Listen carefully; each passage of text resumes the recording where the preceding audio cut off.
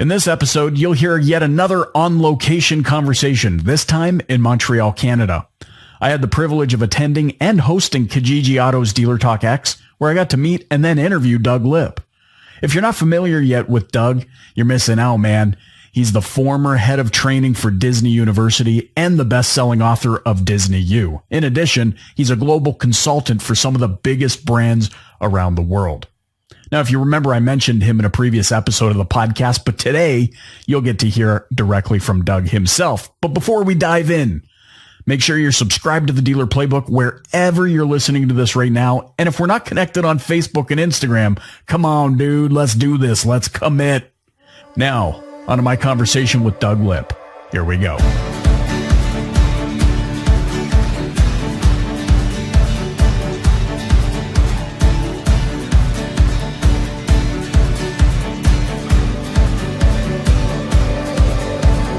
Well, here we are. We're sitting in the President's Lounge at the Montreal Science Center, and our view looks like something you would see on a demoed TV at Best Buy because it's absolutely gorgeous. We're staring at old Montreal. I'm sitting down with my new friend, Doug Lip. Doug, thanks so much for joining me on the Dealer Playbook podcast.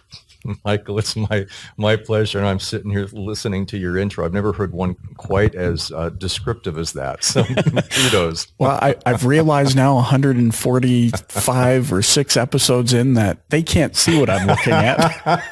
It looks like a green screen to me. Maybe they did the trees afterwards. I'm not does sure. A little bit. It looks like a green screen. And this is the somewhat naive, ignorant Canadian, because I've never been to Montreal. I've never been to Quebec until now. I had no idea that this is what it was like. I mean, on one side of my hotel was super modern and gorgeous, Right, and then right. on the other side, I'm in Europe. Well, as a California native, let me explain to you how Montreal works, if you don't mind. Yes.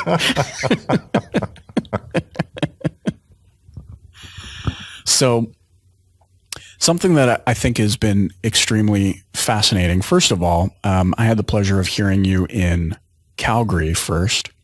And then in Toronto, I heard your message, and I'm looking forward to hearing it again a bit later today.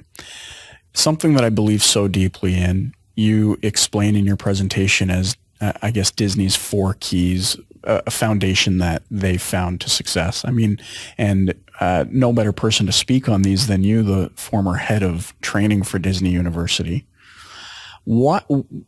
First of all, what are those 4 keys? And I guess a quick follow-up to that is, when did they realize that this was the recipe for success? That's an interesting question, Michael. Yeah, first of all, the 4 keys were initiated about 7 years into Disneyland's life. Disneyland started in 1955, and the founder of the Disney University was one of my mentors, a guy named Van France. And 7 years into running Disney, he realized the employees needed a bit more consistency in their training.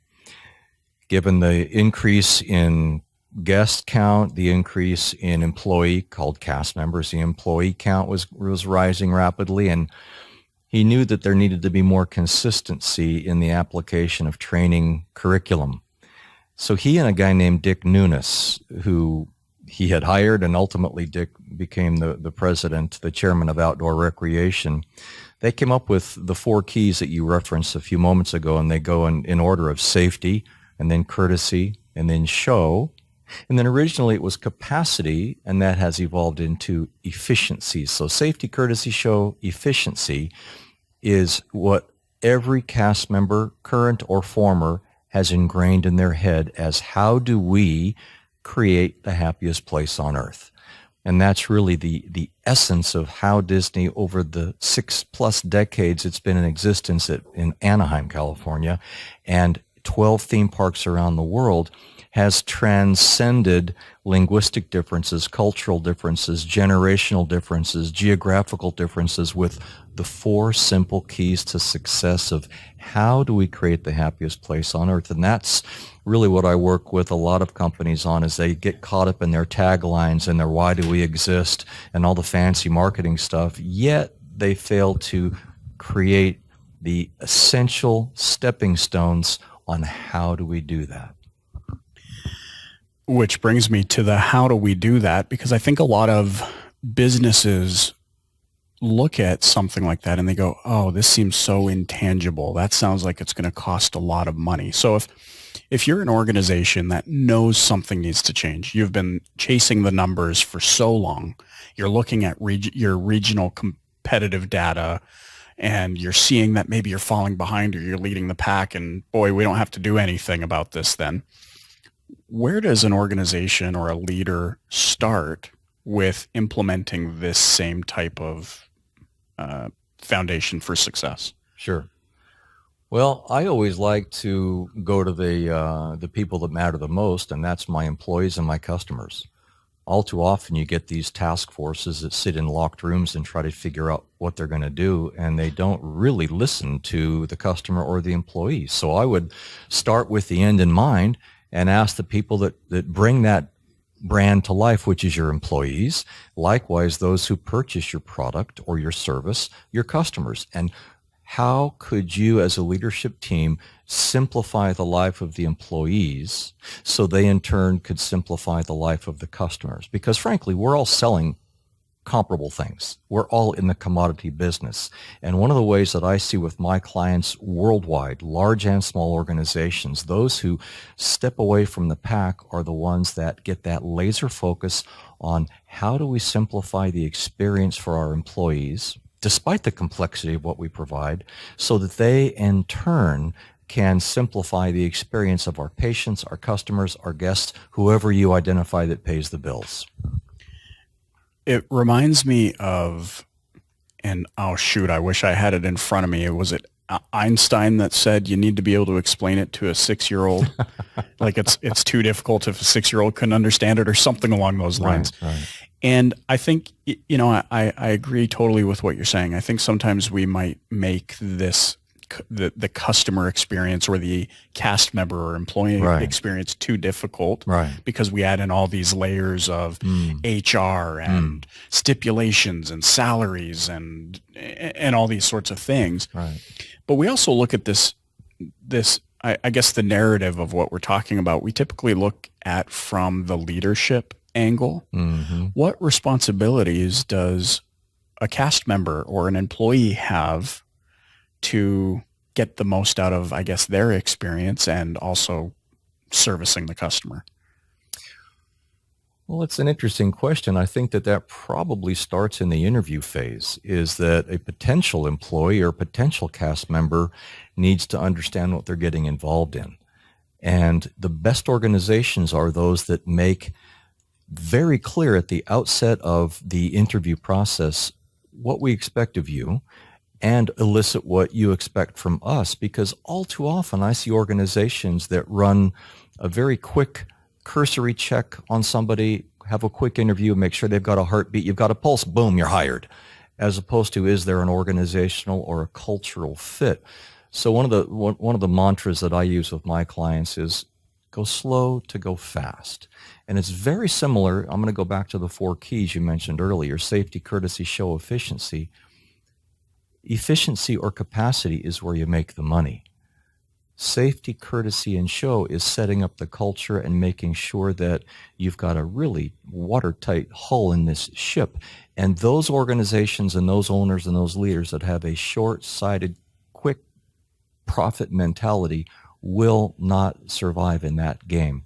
And I would suggest that if you have the long term and you build the relationship first, whether it's with the client or, like we're saying, with the potential employees during the interview process, you will over time see exponential increases in the connectivity between you and those employees you talked about. They'll know why they hired on with you, and then they in turn will have that connectivity with your clients and your customers. One of the things that I think is so fascinating, especially this day and age, when I think the brunt of the dialogue we have is about digital and technology, and oh, look how quickly technology is evolving, and especially as it pertains to the car industry. Sure. I joke about the impending doom of the self-driving car. You come from experience in an organization where they were always at kind of the forefront of technology. Yeah. but still found that their success lied in people. Right. For those listening, if I have not had a culture becoming of this message that we're talking about, how do I make the shift? Can I avoid that awkwardness of being the leader and being like, guys, I guess I screwed up? Or how do you approach that in an organization? I mean, now as a global business consultant, having the experience you've had with so many Fortune 500s and things of that nature, where I think we could agree some of those might feel like turning the Titanic around in a bathtub. Right. How do you make that shift? Because I think we're seeing that in the automotive space as well. How do we shift the air that everyone's breathing inside of an organization so that we can start to move forward? Well, perhaps through an example, Michael. I was working with a huge healthcare organization in the United States, and for your listeners, several years ago we had a huge change in our laws in the country, and it made life more difficult for healthcare providers to interpret what do we do, what can't we do, and how do we get there. And certainly we all have to deal with government regulations, and what I'm getting at is the president of this huge healthcare organization, in a brilliant stroke, said, I want to have a full day retreat for my employees, during which they simply come up with their own personal goal for how they will become more resilient. What are their weak points? What are their strong points? Recognize that, because if they focus on themselves, I know they'll be more able to deal with the onslaught of questions for the insured who are calling us with questions that probably we don't even have the answers to. So then I posed the question to him. I said, great, you're going to kick off this whole day and you're going to ask all of your employees to come up with their own personal goal. I said, what is your personal goal? He said, I don't have one. And I said, well, then you shouldn't do this, because if you can't lead by example, why should your employees do that? And that's what all too often happens with leaders, is they let their ego get in the way. They don't show their human side and admit their own mistakes. And I wasn't asking him to get up and say disparaging things about himself, but I said, you need to think about where you're going to take this for your own development. Anyway, long story short, after some coaching, he got up in front of his 400 employees and gave them the exercise, and he said, but before you do that, let me share with you my own personal goal. I need to become a better listener. And he admitted in front of 400 people, I know that I ask questions and I give you maybe a half a second to respond, and then I interrupt you. And so most of you have learned not to talk. You just wait for me to finish your sentence, and that's the culture that I've created. So I have a few people on my leadership team who are now going to be sitting in meetings with me, and when I do interrupt, they're going to give me a nonverbal signal, such as pulling on their own earlobe, that I have broken the contract. And I looked around the room, and all of the employees were slack-jawed because they all knew that he was a lousy listener, and here it comes from him that he is going to work on it. You can only imagine, Michael, the energy and vigor with which everyone worked on their own personal goals after that revelation on that leader's part. Servant leadership. Exactly. Willing to put themselves out there first. Yeah. And I mean, you touched on it, ego. And I always I walk on eggshells when I get into the ego conversation, because I'm like, oh, I don't want to, what are people thinking? Because typically this is a very ego-driven industry. Okay, that's fine. You have a breadth of experience in other verticals. And so we were chatting earlier and you said, well, that's not all too uncommon from most industries. Right. So I love this because it shows how, well, I guess the macro is it's very, very easy. Hey, let's call a group meeting and I'm going to explain to you something. But I love the micro moment you had with this leader where he had not yet set his own goals. Right. Is that the first place people need to start? Self-reflection, personal inventory, and to determine what direction they're going? I think you're spot on. It's all change starts with organizational culture. All personal change starts with our own heads and our hearts. So if we ourselves can't assess where and how we are going to own what needs to be changed as a leader, how can we expect our companies, our stores, our restaurants, whatever we run, to do the same? So absolutely, change starts at the top with self-reflection. It doesn't mean that you open the kimono to everybody, but if you're not intellectually honest with yourself, with whom can you be honest? Interesting. Is it your experience then that most companies that are struggling to get to the next level are just not perhaps being honest with themselves? That's usually what it boils down to, is honesty. Honesty and trust. Absent those, it doesn't matter what else you've got going. You can have all the greatest mission and vision statements in the world that say integrity and honesty and trust, and people just snicker when they look at those because they realize it's just smoke and mirrors. It doesn't really mean anything.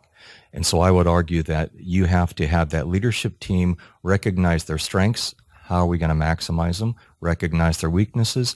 How are we going to minimize those? And constantly be looking at maximizing the strengths and minimizing the weaknesses. It sounds ridiculously simple, but all too many organizations fail miserably at those honest moments.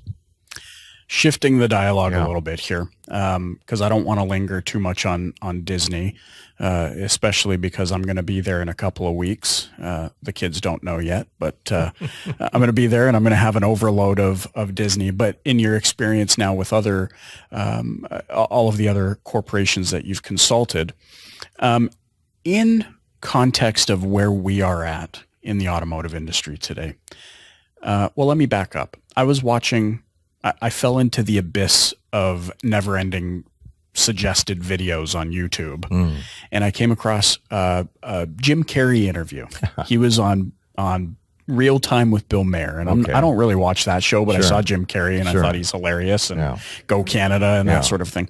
And of course, they were talking about the climate of politics in the United States, to which Jim Carrey responded with an analogy that politics in the United States is like a used car salesman.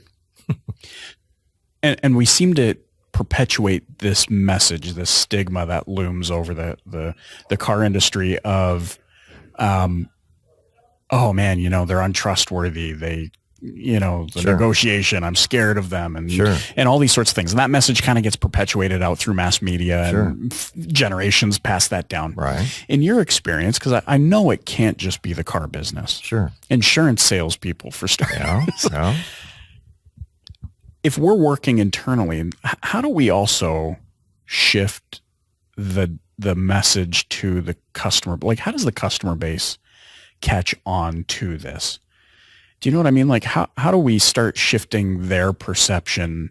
Because, I mean, if we do it one dealer at a time, it's going to take 8,552 years. How do we, but does that matter? Does it only matter that it's one dealer at a time shifting the perspective of the consumer? Every industry has jokes made about it. Attorneys, like you said, politicians, used car salespeople. Heck, I'm a motivational speaker, and how many jokes are there about, oh, you're just a motivational speaker? So my answer to your question is I don't really care about the rest of the industry. In fact, I actually will thrive in that industry because everybody else does such a poor job. My goal every time I take the stage as a quote-unquote motivational speaker is to actually be a change agent.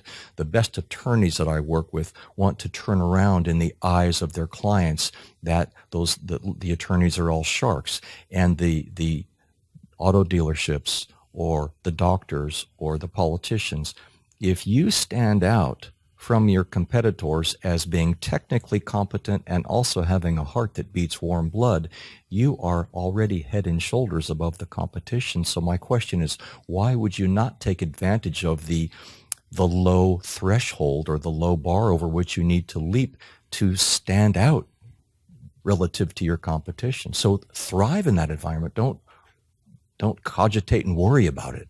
Yeah, if you are the only one in a crowded room holding up a flag, then all eyes are on you. Yes.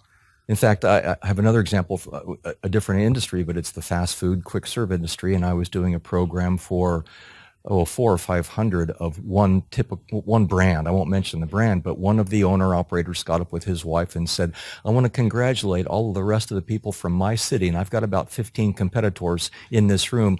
And he said, because you are such lousy leaders, you drive away all the good employees and they all come to me. Thank you all so very much. So he was taking advantage of the organizational culture that pervades that industry. And I would argue that if you're an auto dealership principal or an owner, it should be pretty easy to distance yourself from the competition. I love it. On that note, I want to thank you so much for your time today. I want to give our listeners a chance to get some copies of your book. They're going to have to check out the show notes, www.thedealerplaybook.com/episodes, where all of the information will be to get a copy of Doug's book. But if they wanted to just go out and purchase your book, where would they grab that? Well, like everybody else, you buy everything on Amazon these days, right? But it is Disney U is available on Amazon, and for my clients to know this and your clients to know this, is my wife and I donate all of the author proceeds of that book to an organization known as NAMI, N-A-M-I, National Alliance on Mental Illness. And the whole purpose for their existence is to help people with mental challenges and mental illness deal with the stigma that often accompanies that. So definitely go check that out on Amazon. We're going to be giving away some copies of Disney U, Doug Lipp's book. Now, for those that want to get more context, that want to get more information, and to really, I guess, see how they can implement this in their organization, what's the best way for them to do that? Sure. Well, oftentimes, in fact, one of the most common questions I get at the end of a presentation or a workshop I do for clients is they'll say, well, this is great, Doug, but how do I take it home? Or how do I expose more of my employees to this? Because frankly, Doug, you're kind of expensive. And I'll say, you're right.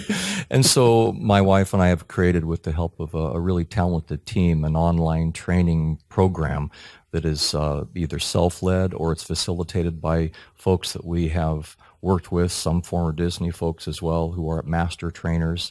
And it's known as Leadership Magic. And the website for that is leadershipmagic.us.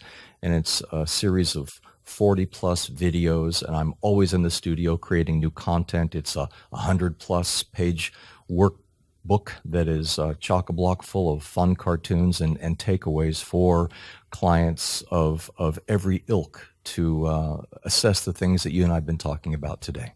So great. I'm going to check that out for sure. If you're interested in any of that and bringing your organization to the next level, especially along the lines of what we've talked today about on the podcast, check out leadershipmagic.us. You will not be disappointed. Doug, thanks so much for joining me on the Dealer Playbook podcast. Michael, it's been a real hoot. Thank you so much.